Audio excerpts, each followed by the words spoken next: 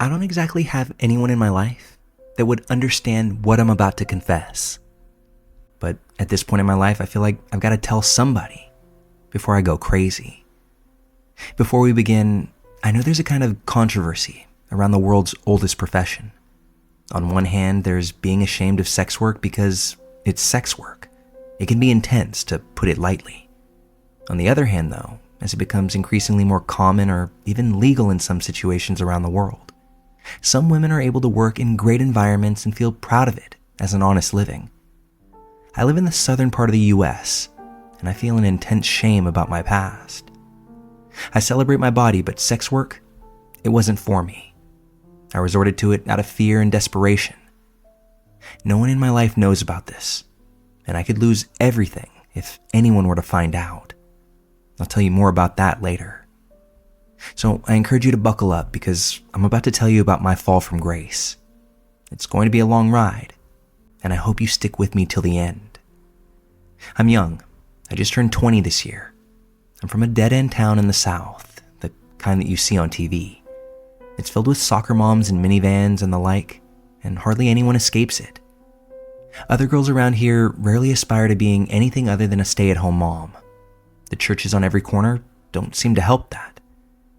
When I graduated high school, I wasn't in a great place. Outside looking in, though, I had it all. I had great grades, an amazing ACT score, and a ton of community service hours, along with a wealthy family. I was really cute, in an innocent southern bumpkin girl next door kind of way. Behind closed doors, though, my life was a nightmare that I couldn't wake up from. I lived with my abusive mother, who made me live in an unheated, barely furnished attic for 7 years, among other horrible things. She was and still is severely mentally ill. I was her physical, emotional, and spiritual caretaker for my entire life. She divorced my father after telling him she reevaluated her life like she had always planned to, and he was no longer in the picture. She married this god-awful man who completely enables her every whim. To be clear, my mother is an unimaginably cruel and calculating person, but she isn't to blame for my actions. She just toppled the first domino. I decided to leave my city to go to a popular state university. This was supposed to be my escape, but instead, it broke whatever fragile sanity my mom had left, and she only tightened the leash. I was 18 turning 19 and lived in a different city. However, I had a curfew and had to ask permission before I went anywhere, even class. This was enforced by a GPS location tracker installed on my phone, which my mom had paid for. I had a car but couldn't leave the city limits without permission. If they found out, I was to mail the keys back home until they saw fit to return them. I wasn't allowed to have a job because my job was school. They had the passwords to my bank account, all my student accounts, my email, and every social media platform that I was on. My roommate was a dear friend of my mother, and she told her if I did anything wrong or sinful. For example, when I got a UTI, my mom said it was God's punishment for my boyfriend sleeping over a week or so prior. Long story short, I was basically a walking panic attack. There was no end to her spying. I finally left her care a semester into school. She began receiving electroshock therapy treatments. Yeah, they still do that, albeit more humanely than generations past. And she got better for a few weeks, before becoming insanely worse. My dad helped me where he could. I opened new, private accounts for everything. The aides at my school locked down all my academic accounts, so she no longer had access. I drove the car over to her house in the middle of the night and left it there, with my wiped clean phone and car keys sitting in the front seat. I never spoke to my mom again. I was high on the freedom that it provided. For the first time in my life, I could go anywhere I wanted, do anything I wanted, with whomever I wanted. I went apartment hunting with my dad a few weeks later. My dad is pretty well off, and we agreed that I could get a part-time job to help out with expenses. He would cover my rent, and I would cover everything else. I ended up settling on a place with a $650 rent payment per month. I could have gotten something cheaper, but my dad insisted that I choose the best neighborhood possible. I was set to move in the following fall, and everything began falling apart. My dad, for a lack of better expression, changed his mind. I was going to be on my own financially, mostly. He said he would help occasionally with gas or groceries, but he wanted me to learn responsibility. I was furious.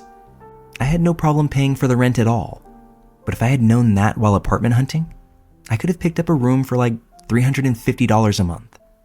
He was the one who insisted that the gated community fancy place was safer and more worth the investment. We had already signed the lease and there was no way I could back out. I went from not being allowed to handle money to being full on alone in a matter of 2 months. At first, I did okay. I was living at Dad's house over the summer and I got a great part-time job that paid $10 an hour, and I waitressed occasionally. I saved almost everything I made. On paper, it looked like I would be able to make it. Things would be tight, but I would make it. When I transferred stores to move back to school in the fall, my hours took a hit, a drastic one. I was previously working the part-time maximum, 27 hours a week. In my new college town, saturated with students looking for work, I was lucky to get 13 to 15 a week. I had a cushion saved and used that to get by until it ran dry. Then I got another job, but with my insane course load that semester, my grades started to plummet. I was so tired. I worked retail, waitressed, studied, and slept. My days were easily 16 plus hours long. I eventually had to quit waitressing because I was making next to nothing, and I had to bring up my grades to keep my scholarship. I started looking into other options. My expenses per month far outweighed my standard income, even just the bare essentials. The rent payment killed me. I looked for other jobs but never found anything that fit my school schedule or first job schedule. I applied for plenty of other places that promised more hours, but I never got any calls back. Again, lots and lots of students looking for work. Time was running out, and I realized I wasn't going to make rent that month. I hadn't even eaten a decent meal in days. I didn't feel like I could ask my dad for help either. I had no credit and a lot of student loans, most taken out fraudulently by my mom, that I'd have to fight later. So small personal loans and credit cards weren't an option. Maybe I could have gotten approved for something, but I had no financial knowledge of how it all worked. And since my credit was non-existent, I was basically f***ed. I had no cosigner for a loan. I considered stripping until I realized that in my county and state, I needed an actual license to strip, one that would cost me $400 up front. Plus, there weren't any clubs close by. The nearest was a hole in the wall about an hour away. I couldn't cam or do anything online because I didn't even own a laptop. When seemingly out of nowhere, I saw an ad. It was for a sugaring website. Maybe you know which one. Young girls sign up and rich older men offer to pay them for their time. Were there other options? Maybe, but none so quick and seemingly easy. I tried to think of every possible better avenue before I signed up. Again, a bit of a debate. I've heard there are plenty of women who do this who don't have sex with their sponsors. I'm here to tell you that that is bullshit. Maybe in big fancy cities with 70-year-old billionaires trolling for fun, but not in this college town. I had a lot of sponsors. The plan was to find a guy I clicked with, but everyone I met just emotionally wrung me dry. The first said I wasn't pretty enough. The second one tried to essay me in a hotel room. I wasn't experienced, and I said that some things were strictly off the table. But he held me down and told me I'd love it if I tried it. When I got out, relatively unscathed, he tried to make it okay by offering to PayPal me $100. The third was actually kind of sweet, but unstable. I left when he tried to introduce me to his very young children on our third date. The list goes on. 9 guys total. I made thousands of dollars in a relatively short period of time, and rent was no longer a concern. I always insisted on barrier method protection and was on hormonal birth control as well. I had regular STD panels, which I provided documentation of if asked. I kept my regular job and stayed in school. Sugaring was just a supplement, although I made a lot more there than at any traditional job I've ever had. What I made in money, I paid for with pieces of myself. It was the saddest I've ever been. I became a really fucking good actress. I could laugh on cue, bat my eyelashes, and try to make charming conversation. My clients weren't happy either. These men were successful, empty shells. Most were married. Some took advantage of me, but others, I feel, cared for me in some way. I felt guilty about the ones who cared because they absolutely repulsed me.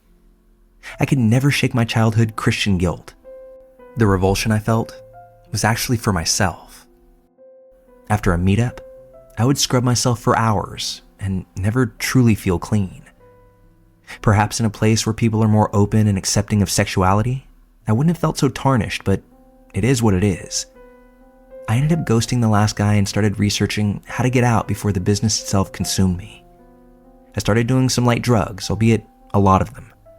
I was smoking weed every day to feel alive and every night just to sleep, and was quickly learning I couldn't live with myself awake and sober. I felt like I was living a lie. I ended up moving back home and transferring to a less expensive school as soon as I could. I fell into a deep depression for obvious reasons and had to get better. I knew healing from my scars would never happen if I kept selling myself. I lived with my dad in exchange for doing the housework. We don't talk about my time away at school, but he knows that it changed me profoundly. He's apologized a few times and says he feels like he took the light out of my eyes himself. I used to resent him, but I forgive him and have told him as much. He couldn't have known, and it's not his fault. And I'll never tell him the truth. Nowadays, I'm in nursing school, and I'm really in love with a guy my own age. He doesn't know, and I don't plan on telling him. Prostitution was never something I wanted to do, never something I enjoyed doing or even substantially benefited from. My lifestyle was something I resorted to when I had nowhere else to go. I used a fake name, fake accounts, fake everything. As I'm STD and child-free from the experience, I see no reason to hurt the guy that I'm with. But really, I'm just selfish and deeply afraid that he'll leave me if he knew. I mean, I would leave me if I were him. He honestly deserves better. For work, I currently teach at a Christian preschool. Yes, just bask in the irony of it all. A friend of a friend got me the job, and I was raised in a church, so I know the lingo. I truly love kids and try to give them what I never had growing up. It helps. I've gotten the help I need from my childhood, and things are looking up now. To sum it all up, it really wasn't worth it. I'm earning the pieces of myself I sold back bit by bit, and I try my best to cut the girl in the mirror a break. Sometimes she smiles at me, and it feels like she means it. Thanks for sticking with me through this. It helps to tell it far more than you know.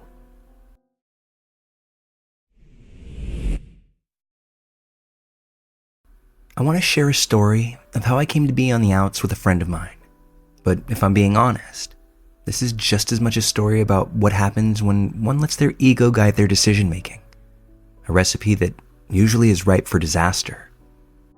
I say friend, although she was really no good friend or even a good person to me at all. She was deeply narcissistic and insecure at the same time, and she took her insecurities out on me. She treated me like a doormat and often mocked and belittled me in front of others. We had been friends since we were children, and she had always acted like a spoiled brat, so I think I became accustomed to this type of treatment from a young age. We were even roommates at one point. I had interest in psychedelics and wanted to try out shrooms. I found a guy that could procure some. I bought them, and for some stupid reason, I told her all about it. So of course she became curious and just had to do it too. Now, before I ever even had the chance to purchase any shrooms, I did a lot of research on the topic. I read articles, watched people's trip reports, listened to other friends' personal experiences. I understood the different dosages and what kind of effects one could expect from each level. Once she became interested in doing them too, I sent her all the same resources I read and trip reports that I'd watched. I wanted her to be informed about what she was consuming, because although our friendship was hanging on by a thread, I still felt it was a courtesy to share my knowledge with her. Because this substance, along with any other drug, shouldn't be consumed blindly. First time, we both had maybe 1.5 grams. She killed my vibe hard, but she seemed to have a good time. A month later, she wants to do them again, but this time with a bigger group of our friends. And this time, she stated that she wanted to do 4 grams. Now, if you don't know anything about shroom dosages, you should know that 4 grams is a lot. In some circles, they call it a hero dose, because the effects can be very intense. Some people experience an ego death, see extremely vivid hallucinations. It's not a dose you should be taking for your second time.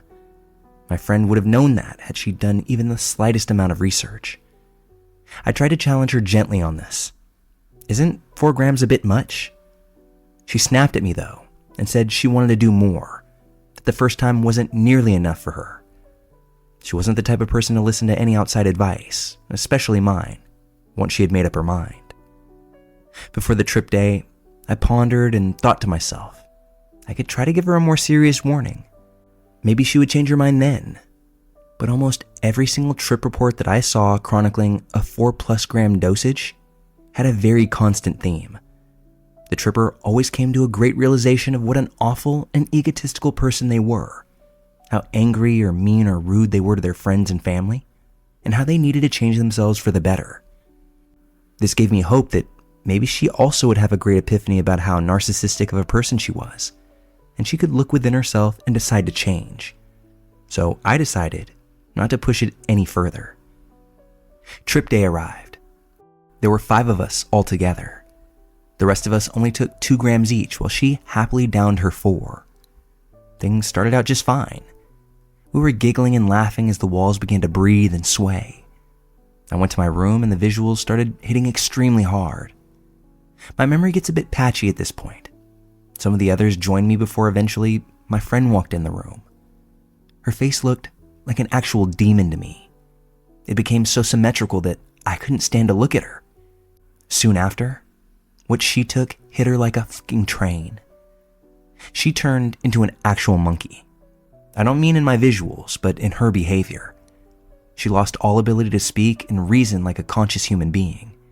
She laid on the floor and made bizarre noises while she banged on the wall with her feet and hands. We were all very understandably freaked out by this. None of us were anywhere near that level, and it scared all of us to the point where the entire trip soured. We even considered calling an ambulance for her because of how absolutely grotesque she had become. She wouldn't respond to anybody when we asked what she felt, if she was okay, what was wrong. She smiled like a fool and drooled, made clicking and popping noises while rolling around on the floor. I tried shaking her from her stupor and begging her to stop, but it was no use. She wailed around on the floor doing the same routine of noises and kicking the wall for hours on end. We just left her where she was. We didn't know what to do, and we were all trying to deal with our own emotions and visuals at the time. Needless to say, it was a bad trip for all of us by the end of it. Her loss of lucidity shook us all deeply. Eventually, my friend crawled to her room and put herself to bed. The next morning, she, like always, blamed me for her misfortune, because somehow it was my fault that she lost her mind after taking a high dosage that I tried to educate her about. She was also perfectly fine, by the way. She just didn't remember much, only that we became extremely scared and this somehow ruined her vibe. This wasn't the only thing that led us to a permanent falling out, but it was certainly the biggest domino in that chain. To be honest, I don't regret letting her take the 4 grams without warning her again. Seeing her in that state truly cemented to me how incredibly stupid and thoughtless she was. She had me convinced she was so much smarter and prettier than me, and that I couldn't survive without her help. Looking back, I think she was extremely jealous of me, and that's why she tried casting all of her insecurities on me in order to put me down and convince herself that she was the better person or prettier woman. I have no clue where she's at today. If that was the last of her psilocybin-induced adventures, or if that was just the launching point for her to dive into higher doses. I hope that if she did go down the rabbit hole into heavier weights, that it came with a little bit of good, some self-reflection, examination of personal behaviors, all the things that other people report having had to face. But given her ability to project and blame others for just about anything and everything in her life, I still wonder if she was even capable of self-evaluation. While she may not have been immune to the effects of the substance, she may be immune to the good that comes with it.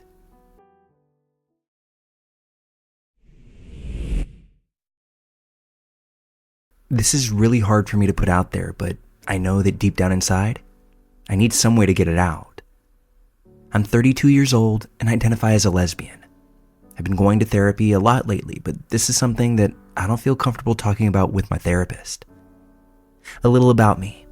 Up until this last year, I've been obsessed with success. When I was a little girl, all I cared about was learning and grades and was skipped ahead twice. I was second in my class of 900 in high school and was a 2-sport varsity athlete. I received a full ride to an excellent college, went on to get my JD. I make $250,000 a year. This isn't meant to brag. This is just letting you know how driven I am. My mother died in a car accident when I was only 5. She was drunk, and one night she drove off the road and died.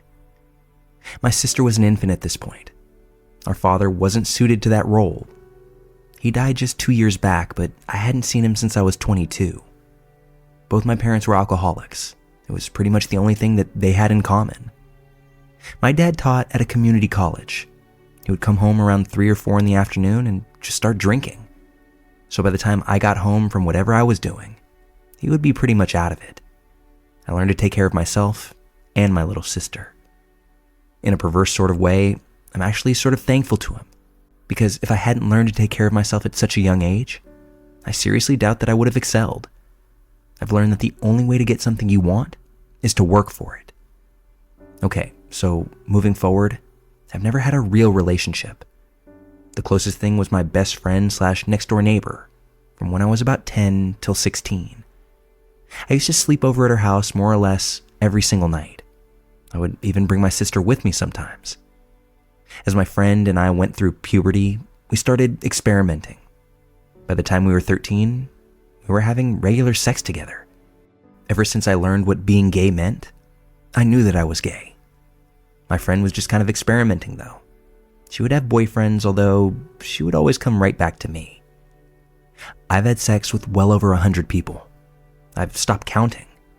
Mostly young women, about 20 or so men even. I've hurt a lot of people. It's actually my compulsion. I don't drink or do drugs. I have sex. I've been fired for making passes at coworkers. Although I don't drink, I go to bars and clubs all the time, usually close to last call, with the main idea of scooping up any interested girls. I have an account on every single online dating platform. I've slept with coworkers' daughters, random 18-year-olds I've met online, and yeah, some dudes too if nothing else was available. I once paid an 18-year-old $3,000 to spend a weekend with me.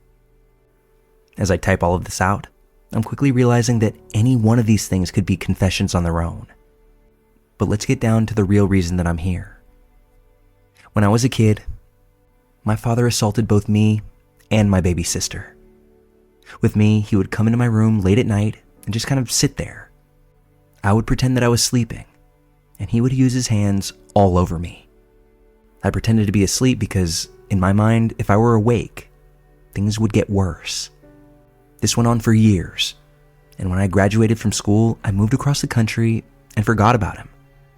Unfortunately, forgetting him sort of meant abandoning my sister, and I feel terrible about that now. My sister did tons of drugs in high school. She drank all the time and would have sex with basically anyone that asked. She was very quiet and clearly depressed. She was and still is unbelievably beautiful. Compared to her, I'm just okay. I found out when I was 22 that our dad had assaulted her on a regular basis too. I realized just how selfish I'd been. She was 17 and she had dropped out of high school. I drove all night to our childhood home. I had it out with our dad. I told him to stay the fuck away and that he was human garbage. I brought my sister out to live with me. I was in grad school at the time and she stayed with me for about 2 months before she ran away. I called the neighbors at my dad's house to ask if they had seen her. I found a note saying that she wanted a fresh start and was moving across the country. She took the money I had in my wallet, but it couldn't have been more than $200. My selfishness only continued because I let her go. I let my 17-year-old emotionally scarred sister travel across the country with nothing more than $200 in her pocket and the clothes on her back. I didn't hear from her for nearly 3 years. Then, out of the blue, I do hear from her. She's living in New York City now. Okay, so I go see her immediately. I pretty much drop everything. To my surprise, she's doing well. She got a GED, went to some community college. She lives in this terrific apartment in Brooklyn. I drill her on what she does for money. Turns out, she's a call girl. She makes a ton of money doing it. She told me she only does it about 20 times a year, and apparently that's enough for her to get by pretty well. I didn't know what to say. I wanted to scold her, but I couldn't bring myself to do so. She looked better and happier than ever. She had stopped doing drugs, and her life seemed very full. Again, she was happy, she painted, and had a lot of really nice friends. I stayed with her for about a week, and we made plans for her to come see me for Christmas. Okay, so that's when this all happened, and I don't even really know how to begin. It's Christmas Eve, and we went out to dinner. She had a few cocktails and some wine. At dinner, we talked a lot about sex. I have to admit that I was pretty curious about what her job was like and how it affected her love life. She wasn't exactly monogamous, but things sounded fine. She asked about my love life. She knew I was gay. Everyone did. I was never actually in the closet. I was honest, though. Usually I say something cheesy like, "Oh, I still haven't met that special someone." But with her, I told her about all the different women I was meeting. This was right around the time that I had truly mastered finding people to hook up with. I sung the praises of the vast array of women that let me into their intimate life. We had fun at this dinner. When we got home, she drank more wine that she had bought earlier in the evening. She was pretty drunk. We were on my couch and we were kind of cuddling up, watching some movie on TV, when out of the blue she asked, "What's it like to have sex with a girl?" Instantly, and I can't tell you why, but I was aroused. When I'm horny, I kind of go on auto drive. I don't even think I answered her question. I just started kissing her. We eventually went to my bedroom, and we spent the night together. As she slept in my arms, I realized just how fucking crazy, weird, and sick this was. I was disgusted by myself. I had to physically remove myself from my bed and go to sleep on the couch. The next day, we just acted like nothing had happened. But then that night, the same exact thing happened. The next day, she would pack up and head back to New York. We have a pretty distant relationship now, but I suppose that that's nothing new. For many years, I kind of shrugged off the fact that we had even been intimate. Only lately, I've been finding the implications of all these relationships.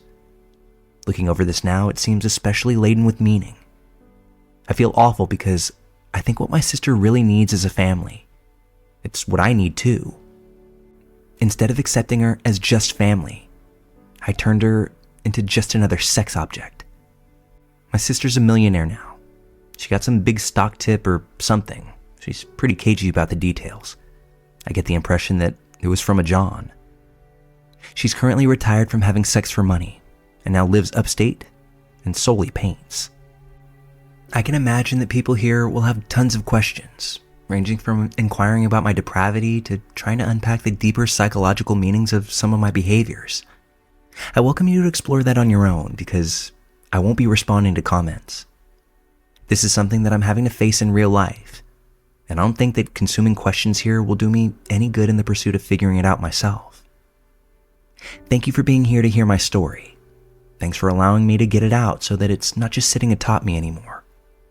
But at this point, like pretty much all of my relationships in life, I think our time together has come to an end.